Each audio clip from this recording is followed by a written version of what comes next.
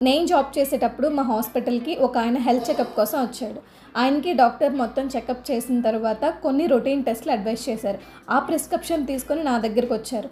నేను blood sample collect చేసుకొని ఆయనకి ఒక 1½ అవర్ తర్వాత రండి అని చెప్పి పంపించేశాను. నేను బ్లడ్ శాంపుల్ తీసుకొని మొత్తం టెస్ట్‌లన్నీ చేసిన తర్వాత ఆయనకి కొలెస్ట్రాల్ ఎక్కువ ఉంది అండ్ షుగర్ కూడా అటాక్ అయింది. ఆయన రిపోర్ట్స్‌కి వచ్చిన తర్వాత నేను అడిగాను, సార్ ఇంతకుముందు షుగర్ టెస్ట్ కానీ లిపిడ్ ప్రొఫైల్ అనే కొలెస్ట్రాల్ టెస్టులు కానీ చేయించుకున్నారా, మీకు ఏమైనా షుగర్ ఉందా అని అడిగాను. లేదు మేడం, నేను ఇదే ఫస్ట్ టైం చేయించుకోవడం అని చెప్పాడు. ఆయన అడిగాడు, ఏం మేడం టెస్ట్లో ఏమైనా అబ్నార్మల్స్ వచ్చినాయా అని అడిగాడు. లేదండి అంత నార్మలే, మీరు డాక్టర్కి చూపించండి, డాక్టర్ మీకు అడ్వైస్ చేస్తారు అని చెప్పాను.